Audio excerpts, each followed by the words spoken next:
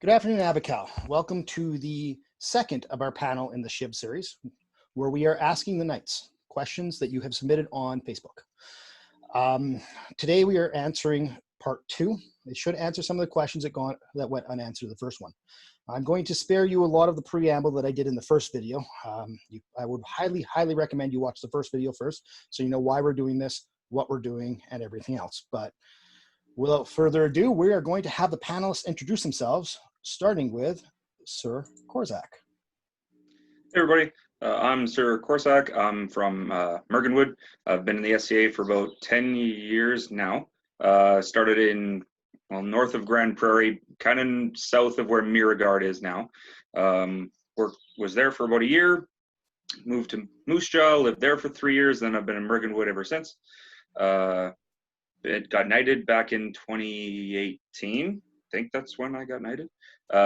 Yeah, and been here for the rest of the time. Not really sure what else you guys need to know. Hopefully you guys can meet me at some point in time at the next event we get to have. Thank you, Sir Korsak. Next we have Sir Kvigr. Hi, I'm Sir Kvigr. I'm also from Mergenwood. I've been playing in the SCA for 18 years. I was knighted back in 2008. I'm also a count of the SCA. That's about all I have for my bio.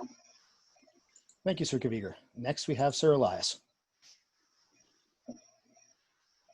Thank you. First, I want to say thank you to Avacal and thank you to the Shiv Council for allowing us to do this opportunity. My name is Sir Elias. I am a Arcos, apprentice and protege to Master Thorvald Grimson. I've been playing in the SCA for probably about 20 years now. I was knighted back in 2017, and I've served my role helping out as I had the pleasure of serving as King of Avacal and Prince of Avacal, as well as various championships and officer positions throughout the society. Thank you, Sir Elias. Next we have Sir Aiden. Hello, Avacal. I'm Sir Aiden at Grendal. Started playing in 1992, knighted in 2010. My entire career has been in Borealis. I have served as Prince of the Principality of Avacal, served as Heavy Champion for Avacal, a few other Heavy Championships. That's pretty much it. Make armor, cast bronze. Want to know more? Come talk to me. Thank you, Sir Aiden. I am once again Sir Fergus of Borealis, and I will be your moderator again today. We are going to dive right into the questions. The first question we have is, what does the Order of Chivalry in Avacal feel the role and responsibility of its members beyond developing and instructing the martial arts? And to answer that first, we will have Sir Aiden. All right, thank you. I feel the role of the chivalry in Avacal beyond sort of the development and instruction of martial skill is to advise the Crown in all matters when the Crown seeks counsel, to inform the Crown and when there is something that they need to know about, to be able to be available to swear fealty to the Crown, to serve as inspiration and to provide leadership within the kingdom, to guide and shepherd the culture of the kingdom toward the ideals set forth in kingdom law and espoused by the current and past crowns of Avacal. That's what a knight does. Thank you, Sir Aiden. Next, we have Sir Elias. Well, I'd like to parrot the first part of the answer, to advise and to give counsel to the Crown concerning any order that concerning any decision or any piece of business that comes up that concerns the order. But more than that, to encourage the development of the joy of the game, instilling the idea and the knowledge that you're more than just an individual, you're part of a group as whole, and to create and contribute a culture where everyone can enjoy, and perhaps most important of all, as peers and as knights, to lead by example. Thank you, Sir Elias. The next question we have is, how does the Order of Chivalry see themselves moving forward to promote diversity, both in their order and in the kingdom in general? First, we will go back to Sir Elias. Okay, well, I'd say that to start, the SCA, we have to start with the SCA as a whole. Ask questions of people's cultures and history and encourage them to come out and share it with us. As an order, it's kind of tough because when we consider an individual, we consider them on a merit basis and a martial basis. We don't consider their sex or creed or race. It's not done. We're a merit-based order. I think the best answer for us would be to say that we'll continue to learn and to listen. I mean, the world is full of amazing people we just haven't met yet. We'd love for them to come out there. And I believe that diversity comes as the kingdom grows. And that's how we're going to see more involvement from everyone. Thank you, Sir Elias. Next, we have Sir Aiden. I see the path of the chivalry to promote diversity as, it's through leadership at the local level and across the kingdom in developing and maintaining a warm, welcoming, inclusive culture that explicitly values all the members, established and new. This will give us the best chance of attracting and retaining the most diverse population of new members possible. This will in turn increase the diversity of the kingdom as a whole, and with that increasing diversity in the population, will drive an increase in the diversity of the chivalry. I think, and there is some data to support my perception, that we are seeing a steady increase in at least the gender diversity of the middling experienced fighting population of the kingdom. This makes me hopeful that we have gotten better and continue to get better at retaining and transitioning a more generally diverse group of newbie fighters into the ranks of prowess. It is these mid-rank fighters that really are the pool of potential candidates for knighthood. As that population of mid-rank fighters becomes more diverse, I'm confident that chivalry will naturally become more diverse as well. That's it. Thank you, Sir Aiden. The next question we have is, what does racism look like? And Sir Elias will start that one off.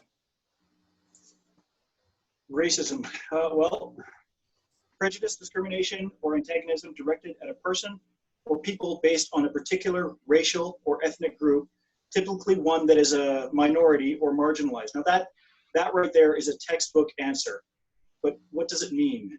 How will you know it when you see it, and what do you do when you see it? That's where things become more complicated. One of the ways that racism infiltrates its way into our society and into our lives is under the mask of humor. Now, I'm not calling out any one person. We all have. Let me amend that. I will not speak for everyone. I have in the past certainly been guilty of this. What we need to realize is there is a very real danger here of humor, which in itself is an amazing thing. It's a wonderful thing.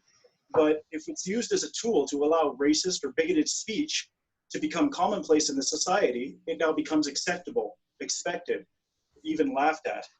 Now, so when we see this, it is our job to call that out, to speak about it. Now, it may be that this person may not even be aware that they're doing this. They may think it is just a joke to them. They may not realize their words may be hurtful. So rather than jumping down their throats or hanging them out in the court of public opinion, speak to them respectfully. Ask them to calm down. Give them a chance for education. The calm voice of reason makes the SCA a better place for everyone. Thank you, Sir Elias. Next, we have Sir Korsak. Hey, everybody. Yeah, so what does racism look like is a question that I had to look into quite a lot. I'm a white male, and so haven't dealt with a lot of racism, directed toward me in any capacity. So I reached out to a couple of different people of color in Avacal, and we had a few discussions about it. And a lot of the thing that kind of came out of it was the idea of being othered, right? To echo Elias, right? Maybe sometimes through jokes, things that, even sometimes positive things, they're still kind of a takeaway from the individual, the person, and really has more, a direction to, well, you're just part of that other culture, maybe that other race, that other, whatever it is, the minority. And so that's kind of what racism can look like very easily in the SCA. And you may have kind of large scale racism, people that have been removed from the SCA for other terrible things that they've said, but there's a lot of just small things that can be racist and maybe people aren't recognizing it. So a lot of the othering, I guess, of other people within the SCA. Thank you, Sir Korsak. On to our next question. Members of our Kingdom Knights have been openly or publicly accused of being racist. How were they dealt with? We're going to go back to Sir Korsak for that one. How have they been dealt with? As far as I know, the people that have been accused of being racist within the SCA have sat down with a moderator between themselves and the person accused or doing the accusing, and they've worked out, whether or not that was the case and any sort of reparations that have needed to happen. Other than that, I'm unaware of any other ways that that's been dealt with. Thank you, Sir Korsak. Next, we have Sir Kvigr.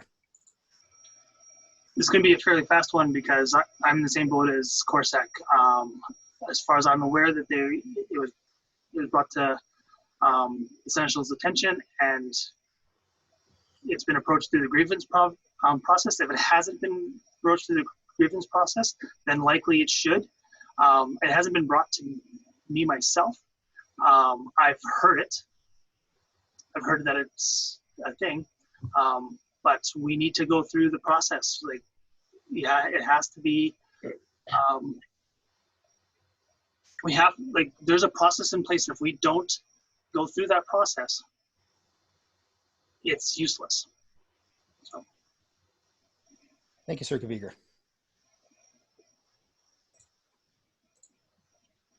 Next question we have is, members of the chivalry in the known world have been accused of bullying and sexual harassment. How do the Avacal Knights plan on dealing with this if it occurs in our kingdom in the future?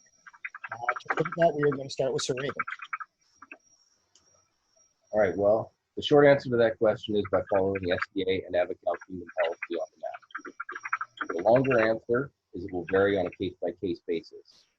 It is very important to make clear that any criminal behavior, such as sexual harassment or violence, should be referred to the appropriate local law enforcement.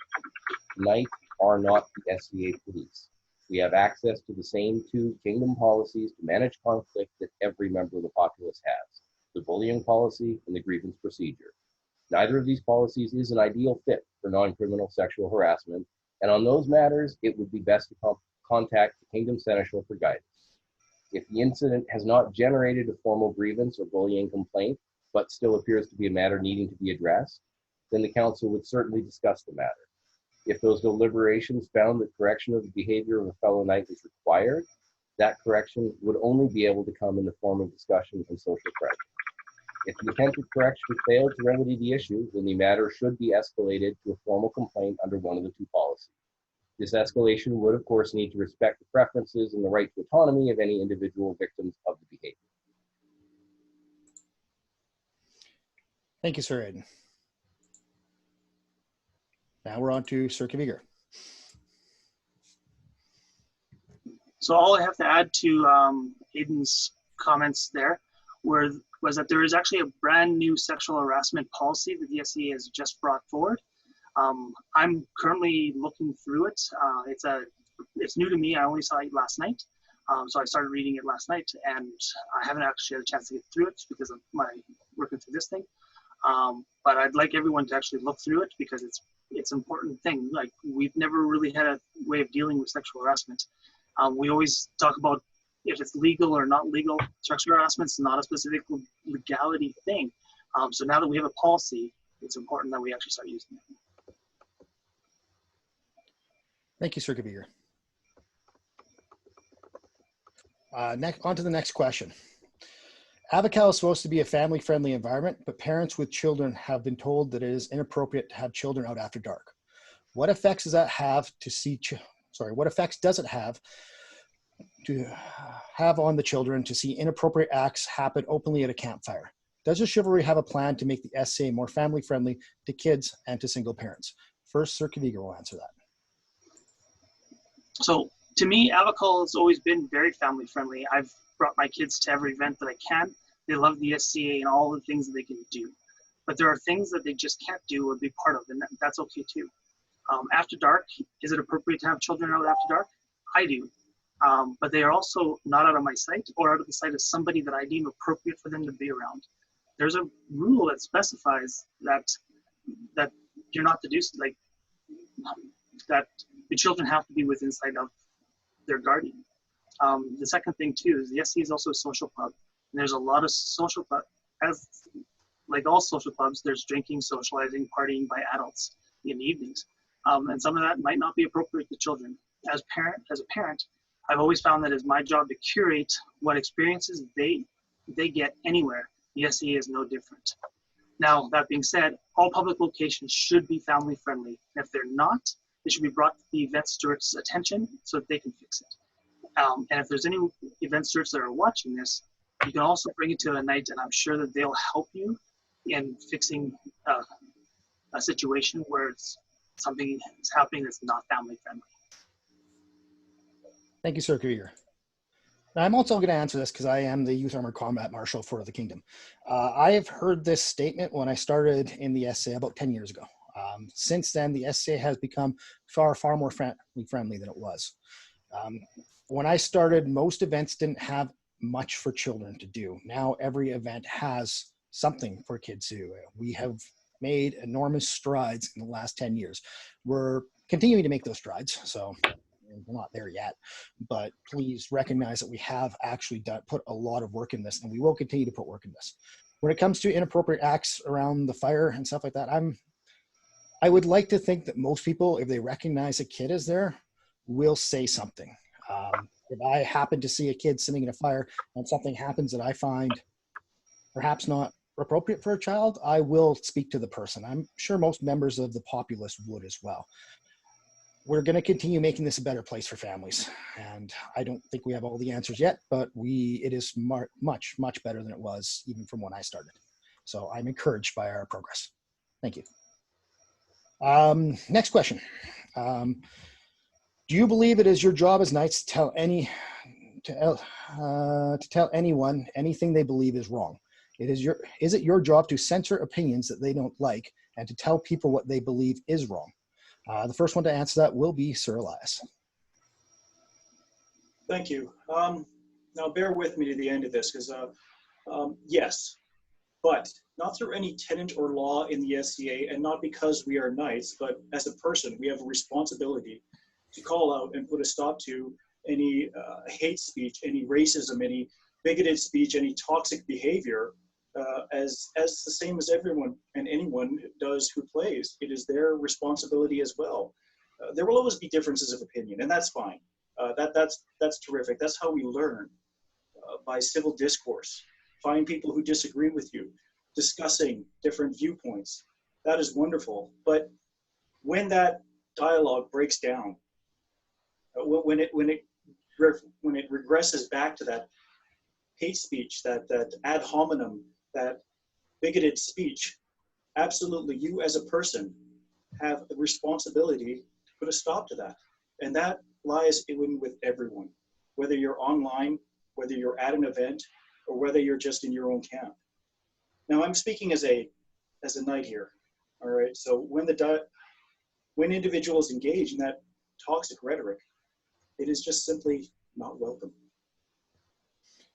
Thank you, Sir Elias. Next, we have Sir Aiden. All right, well, my answer starts a little differently than Elias's, but it goes to a similar place. Is it our job to censor opinions? No. As knights, we don't have the right to tell you your thoughts or beliefs are wrong. However, we do have the right and responsibility, as do all members of the populace, to tell you when your words or behaviors are unacceptable within our game. We of the chivalry are not and have no desire to be the police for the SCA. But as peers of the realm, we are expected to be, we have taken oaths to be leaders within our communities and within the kingdom. Part of that leadership is being willing to speak out against words or behaviors that are damaging to the people or the culture of the Kingdom of Avacal. Thank you, Sir Aiden. Our next question. What threshold of bad behavior is required for somebody to be removed from the chivalry or the society? And we're going back to Sir Aiden to answer that first. All right, well, that decision is entirely within the hands of the board of directors of the SCA. Only the board has the authority to remove a person from a peerage or the SCA entirely. Any SCA member has the right to respectfully communicate their feelings or opinions to their board of directors member or to the Kingdom Ombudsman as stipulated in section 1.c.7 of Corpora. But in the end, the board is the ultimate and sole authority in removing someone from the chivalry or from the society as a whole. If you really want to know where that line is, you could try to dig into the unpleasant details of the most recent times the BOD has acted to remove a person from the chivalry or from the society. But I wouldn't really recommend it, because I think the bar that the BOD requires is much higher than the bar of social pressure.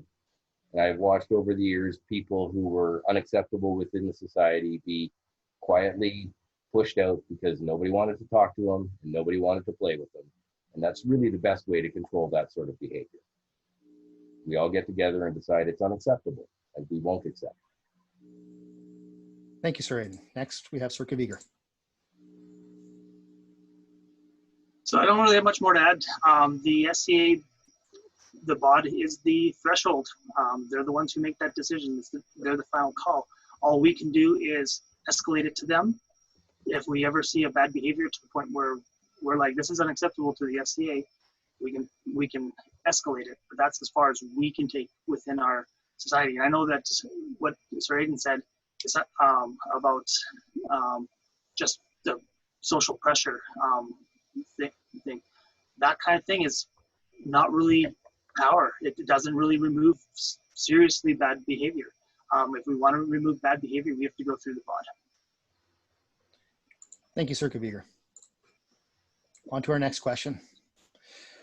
Will the chivalry adhere to a set standard across groups and individuals for the actions and behaviors they ensue, or will the standard adjust according to characteristics and professed beliefs and opinions of the individual being addressed? We're going to start with Sir Kvigr. So this is a two-sided question, or at least the way I interpreted it is, as far as us as members of the SCA, we're all subject to the SCA laws. We're also subject to the laws of the provinces and the country that we live in, and those laws apply equally to all. Now the question here was also, how do we apply those laws to opinions, professed beliefs? In lots of cases, I can't, and I shouldn't. I shouldn't attach the laws to your opinions and your beliefs, but in some cases we can. When your opinions and your beliefs are specifically insulting, demeaning, bullying, threatening in any way towards any person or group because of their race, religion, sex, sexual orientation, gender identity, disability, other perceived differences, then I'll be more diligent to shine a spotlight on those opinions and beliefs and say that they don't align with my idea of what the SCA stands for, and I'll take my issues through to the grievance process. Thank you, Sir Kvigr. Next, we have Sir Korsak. There. So, yeah, having a similar opinion to Sir Kvigr, like when people and their opinions are in direct, I guess, violation or in disagreement with the laws of both the kingdom and then the area that we exist in, like Canada, obviously I'm going to do the same thing. I'm going to take that to whatever sort of grievance procedure we need to go through. But as it stands, no, we're not going to hold people to a different standard based on the beliefs that they have. Thank you, Sir Korsak. The next question we have is, does the chivalry recognize a set list of definitions for actions and behaviors they issue, specifically racism, bigotry, discrimination, and hate? We're going to throw it back to Sir Kvigr to start. So I think that we all, as knights, accept the social definition of the words as a whole, and we also recognize that there's a systematic nature of all of these things that's problematic currently. We're all trying right now to improve our understanding and how those actions and behaviors exist and how we can make the society more inclusive and a better place for everyone to play. Thank you, Sir Kvigr. Next, we are going to Sir Ellias for that. Thank you. Well, we are in a similar theme with some of the questions that we've already answered here. First and foremost, I want to reiterate that we are foremost subject to mundane laws, no matter what. And that also falls into the laws of hate speech, racism, bigotry. As individuals, as knights, we are constantly under the microscope. We are definitely in the spotlight where our behavior is put out there as a guide, as a model of what chivalrous behavior should look like. Do we have set definitions? Of course, it's in our oath. If you look at any knight's oath, you will see the words that we take to heart and the words that we swear upon. And you can ask any knight out there, does he take his oath seriously? And his answer will be yes. Are we working to improve? Of course, we have to. If we don't, we will become stagnant, and that's when the true disasters, the real horrible things come and happen when we become complacent with who we are and what we've done. We are always working to improve because the game is changing, and we need to change with it and do better.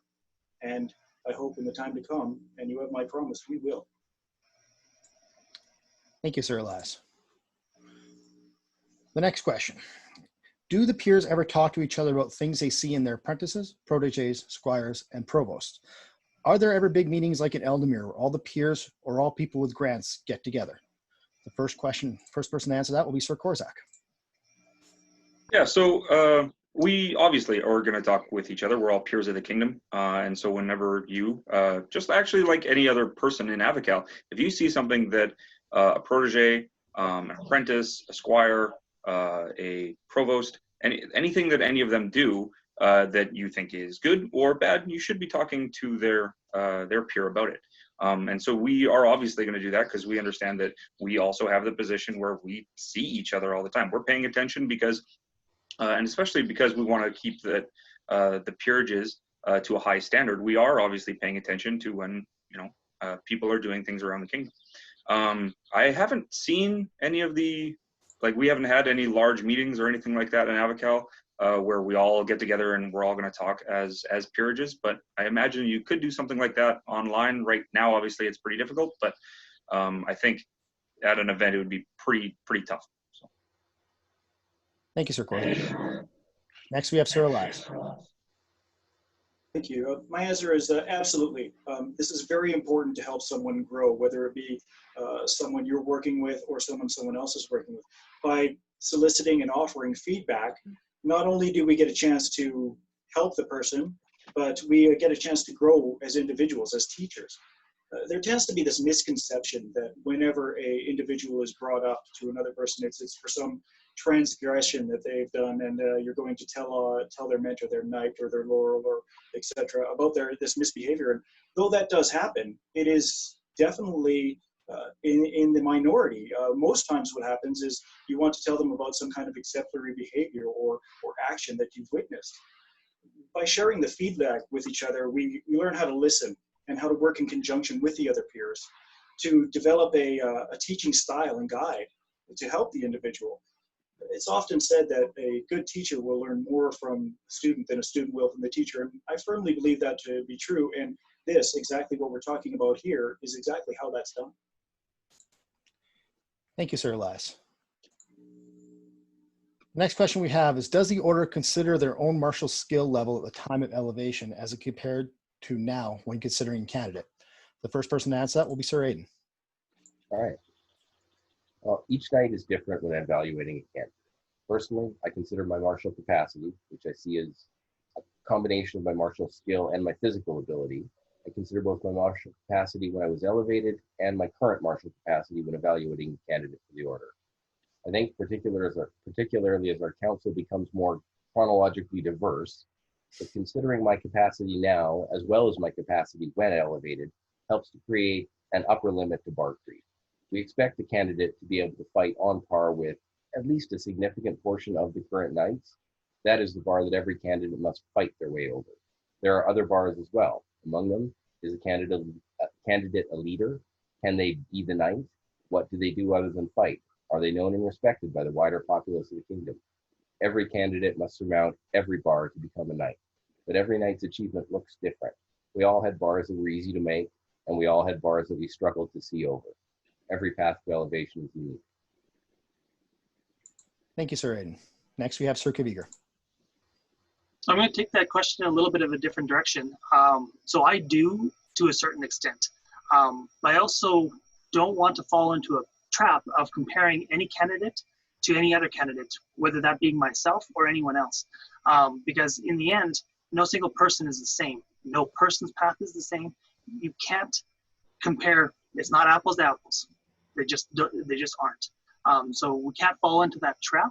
And so, so even though I do a little bit, I don't fully compare myself when I got knighted to the person I'm looking at. Thank you, Sir Kvigr. For our next question, we have, so the knights are typically the best fighters in a kingdom. And while it has been true in Avacal that every king has been a knight, that is not true of every kingdom. As the saying goes, any given fighter. So the question I have is, how should we shore up our crown list to ensure non-fighters have the same leadership, de-escalation, etc. training, while keeping our list open and inclusive? The first one to answer that will be Sir Korsak. So in 10 years in the SCA, I've seen, I think, only 2 princes that were royals at the same time, and that was, or sorry, princes that were squires at the same time. I'm bad. And both of them had a lot of support from the kingdom. You could see, or the kingdom of the principality. You could see knights and other peers going to them and helping them with everything, even when they were squires. You would hope that anybody who's good enough to be getting to the finals of a crown list is in contact with a knight and has some sort of education and assistance from them. But if that's not the case, then I have full belief that every one of the knights in the kingdom would go to this person and be able to say, hey, we're here to help you and educate you along the way. That is my guess at this point in time as to what we would do. We want to make sure that the kingdom is well led, and somebody who's maybe in a position where they aren't getting a lot of education or help beforehand from a personal knight, we would want to help them out a lot. Thank you, Sir Korsak. Next we have Sir Elias. Absolutely. I mean, there are royal peers out there who would like nothing better to do than talk about their time on the throne, the obstacles they encountered and how they overcame them. There are tools and classes that are out there available right now in Avacal that you can take that can help you prep for this. If you see yourself on that path, whether you be a fighter, a consort, or even someone deciding that they would like to help out in a retinue, I strongly urge you to go ahead and take advantage of these wonderful classes, these people that are out there for you. Being one of the squire princes of Avacal when we were principality, I was offered sound guidance and advice from all of the peerages, and I was encouraged to listen to everyone. The thing is, I was always given ample time to make a decision, to consider all aspects of it and the ramifications of any action that I would take. This is a service, a duty really of any peer out there to be there for the next upcoming king and queen. Thank you, Sir Elias. Our next question. I'm aware that king's word is law. However, do the sitting royals ever ask or receive advice from the chivalry when it comes to making decisions that affect the baronies and the kingdom? For example, the selection and performance of a baron or baroness. First, we're going to start with Sir Aiden. All right. The crowned heads may ask counsel from any member of the populace on any matter they so choose. It's certainly not uncommon for the crown to ask for counsel from various members of the chivalry or other peerages. A wise crown will receive counsel from many sources. In the matter of baronial performance, the penultimate request for counsel is to request a poll of the baronial populace. There is something else within this question that needs to be addressed, however. The phrase, king's word is law, is not an accurate representation of the laws or traditions of Avacal. The law and tradition of the kingdom of Avacal is as follows. The word of the crown is law, subject to modern law, the governing documents of the society, and the current written laws of Avacal. The crown shall be cognizant of the rights and privileges of its vassals and subjects by tradition, custom, and usage. That is the kingdom law that underpins the phrase, crown's word is law. And the crown is defined as the reigning sovereign by right of arms and their consort. This may seem like a small difference for me to point out and somewhat tangential to the actual question. However, this question clearly demonstrates that at least some portion of the kingdom populace believes that our kingdom culture is king's word is law, a clearly gendered statement of authority, when in truth, what is enshrined within our culture and law is the belief that the crown's word is law, a non-gendered and recently made non-heteronormative inclusive statement of authority.